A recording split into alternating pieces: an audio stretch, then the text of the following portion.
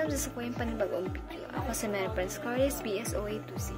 Video naman sa video yun tutuklo ko sa Indo kung ano ang integumentary system.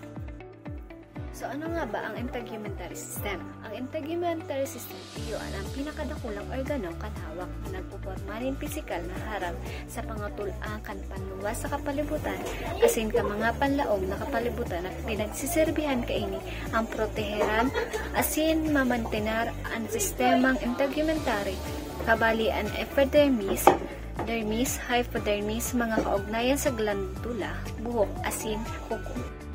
So, ano ang manlain-lain na organo nakabali sa sistemang integumentaryo? Lokasyon, asin lambang organo, asin ang pagposisyon kan lambang organo. Hindi yung masisimbag ko sa masunod na video. So, ang inot, iyo ang skin or kublit. So, ano nga ba ang kublit? Ang kublit, iyo ang pinakadakulang organo kan hawak, nagibo sa tubig, protina, taba, asin mineral. Ang sa imong kublit, pinoprotener kan sa imong hawak sa mga mikrobyo asin nare-regular ang kan temperatura kan hawak. Ang mga nerbyo sa kublit nakakatabang sa imo na makamati ning mga sensasyon aron kan init asin lipot. Nga mayor na layer kang kublit kabali ang epidermis, dermis asin hypodermis. Asin madaling magkaigwanin kadakol na problema kabali ang kanser sa kublit, acne, mga kulubot asin mga rashes. Ang sunod, iyo ang buhok o hair. Ano nga ba ang buhok sa integumentary system? Ang buhok yaon sa pilog na hawak na nagtutubo gikan sa mga follicle na nagkabugtak sa dermis layer kan kublit. Asin sa pangenot na trabaho kaini sa integumentary system, iyo ang magtaon ng protection sa mga kapalibutan sa paagi ng pagtrap, init, pagsala, nin mga partikulo asin mga akto bilang sarong sensoryo, reseptor. Sa paagi kan mga nerve endings, sa base kan lambang hair follicle, sa fundamental na nakakatabang ini ang pag-regulate kan temperatura kan hawak, asin nagtatao nin pagkamati sa pagdugta. Ang buhok sa hawak nakakatabang na makontrol ang temperatura.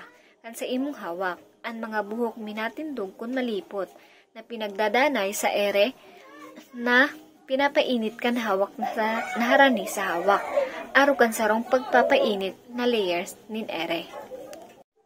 Sunod iyo ang kuko or nails. Ano nga ba ang kuko sa integumentary? Ang mga kuko yaon sa mga puro kan mga muro asin bitis. Asin sa indang pangingit lang trabaho sa laugan sistema integumentaryo iyo ang pagprotekta sa mga sensitibong lugar na ini danyos na nagtataonin matagas na plato na nakakatabang man sa pagpinong abilidad sa motor arukan mga pagkuanin sa radit na bagay, espesyal na pagsiserving protektibong ulang para sa mga numero. Una paprotektahan kang kuko ang satuyang hawak. Inot, pagprotenar sa danyos. Ang mga kuko nagpaprotehir sa sensitibong puro kan mga muro asin bitis sa danyos. Panduwa, suportaran ang mga trabahong pinong motor. Ang mga kuko nakakatabang sa pagkuanin sa radit na bagay asin iba pang mga trabaho pinong motor.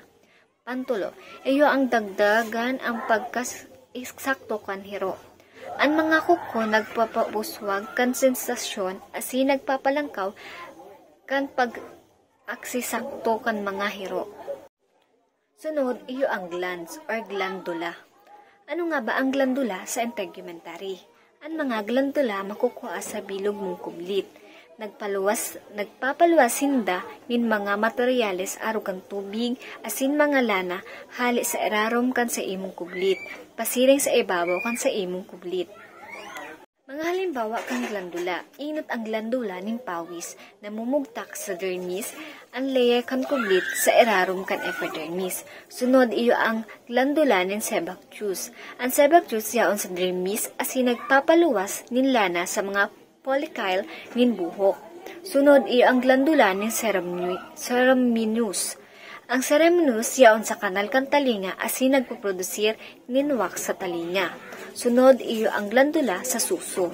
Ang glandula sa suso namumugtak sa magkaibong nalado kanlano kandaghan. So, paano nagpuposyonar ang mga glandula na ini?